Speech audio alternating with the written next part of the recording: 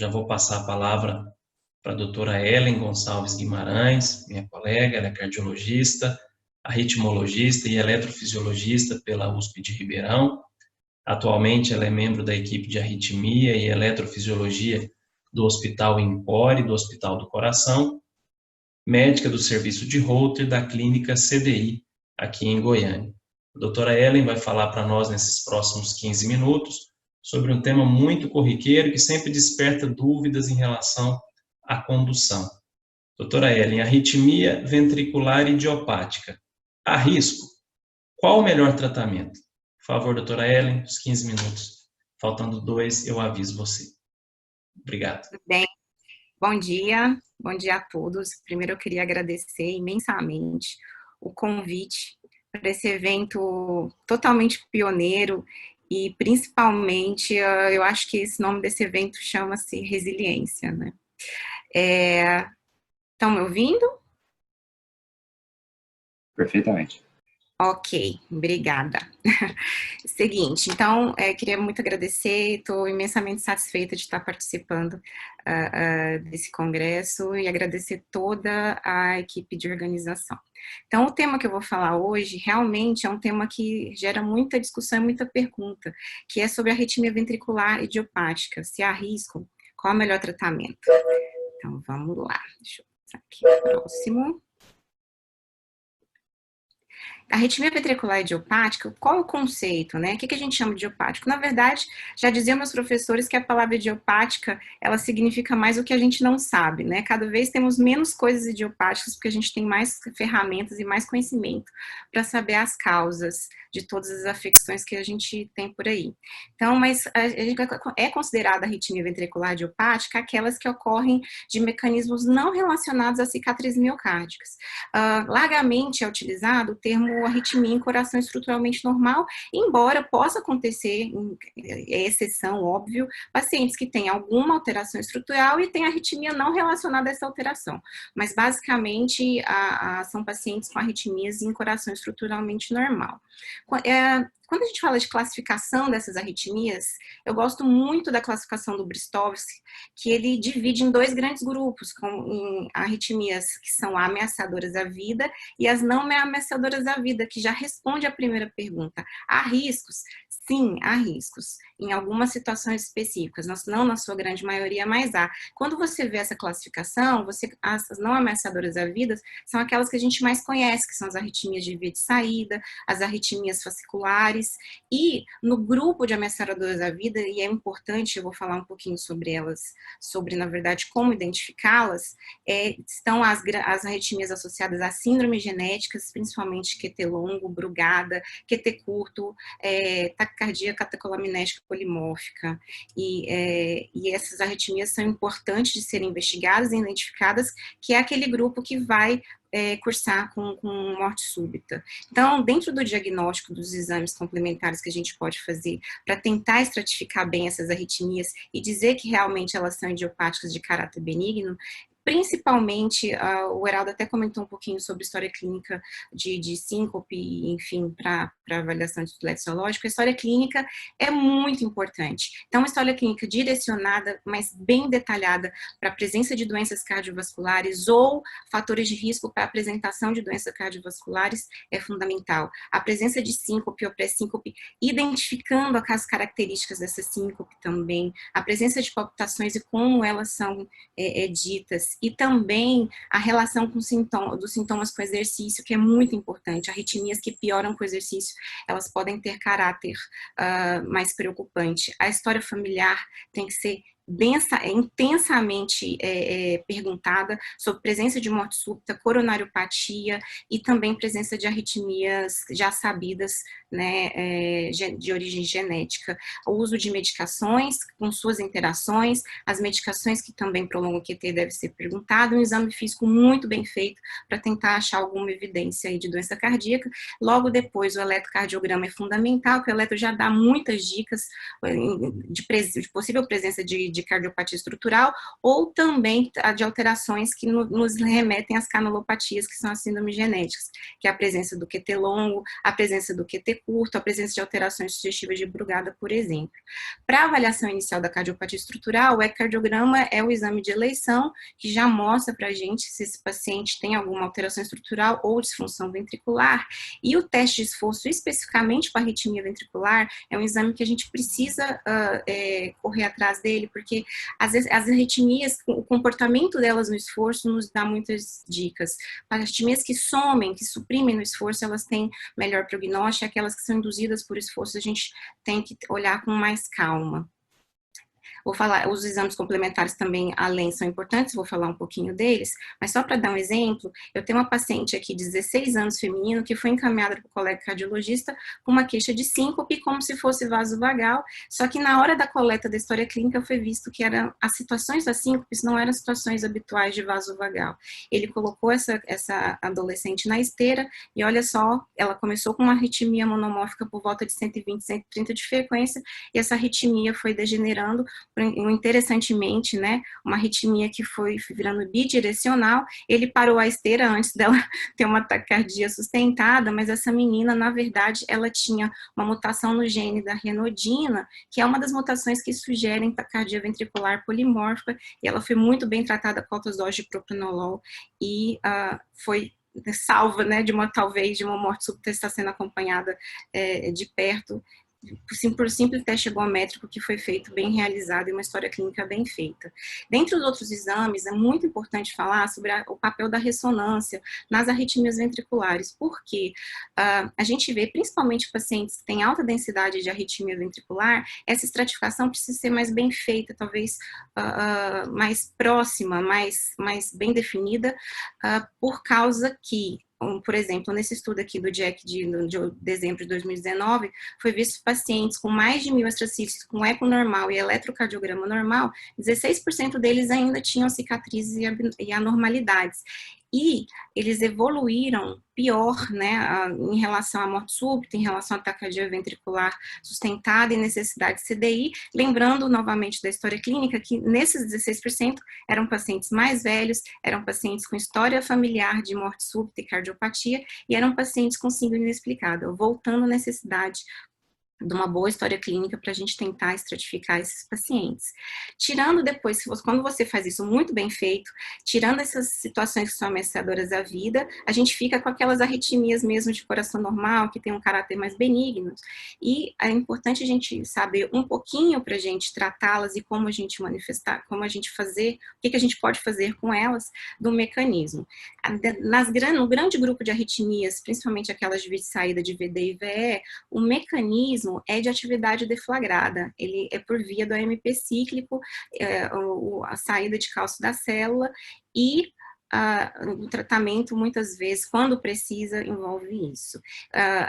Há outro grupo de arritmias, que são as arritmias fasciculares também, tão bem conhecidas, o mecanismo é de reentrada dentro do fascículo, e pode ser, né, em qualquer dos fascículos, principalmente os fascículos do ramo esquerdo. As características eletrocardiográficas são importantes, você não basta ver uma extrasístole. O que tem essa sístole? O que é extrasístole? Qual que é o foco dessa extrasístole?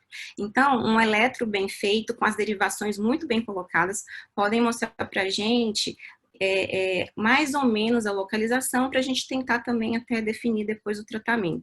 Lembrando que quando você pensa em via de saída, eles são muito próximos, os focos, tanto na via de saída de VD e VE, e o eletro, se você contar V1, por exemplo, mesmo em via de saída do ventrículo esquerdo, ele ainda tem uma morfologia de bloqueio de ramo esquerdo, só que ele vai diferenciando, ele vai ganhando o R de acordo com que ele vai andando nessa via de saída.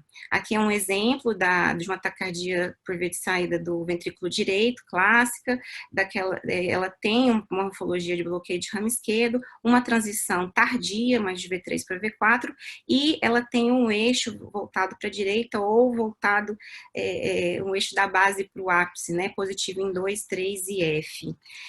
Pensando na apresentação clínica e nas características e principalmente no tratamento, que foi uma das perguntas da aula, vamos lembrar que dentre essas arritmias, depois de estratificadas, as arritmias de não ameaçadoras à vida, principalmente, né, a gente tem a via de saída do ventrículo direito como um carro-chefe, com 54% dos casos, a via de saída do VE com 32% dos casos, e o restante envolve as fasciculares e aquelas também que vêm do músculo. Por que as arritmias ventriculares, quais são as situações que ela merece tratamento? Então, muitas das vezes, esses pacientes são totalmente assintomáticos, mas quando eles apresentam sintomas, e os sintomas principais são palpitação, dor torácica, tontura, esses pacientes podem evoluir com fadiga intensa, intolerância ao exercício, esses casos, eles merecem ser melhor avaliados para tratamento. E a segunda situação são pacientes, eu não gosto desse termo de taquicardiopatia, porque não necessariamente uma taquicardiopatia, pode ser, o professor Marcelo usava o termo ectópico-miopatia, esses pacientes que desenvolvem disfunção ventricular secundária a extrasístoles em grande volume, em grande densidade, também pacientes que têm que ser tratados. Então, a causa principal dos sintomas, principalmente quando envolve fadiga, intolerância ao esforço, é que esses pacientes, eles têm um déficit de pulso.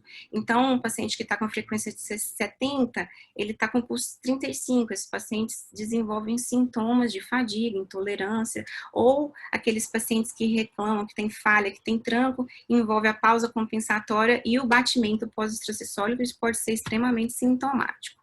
Aqui mostra a questão da densidade das extracístoles nas 24 horas, por isso a importância do Holter, lá naquela listinha, a importância de fazer o Holter.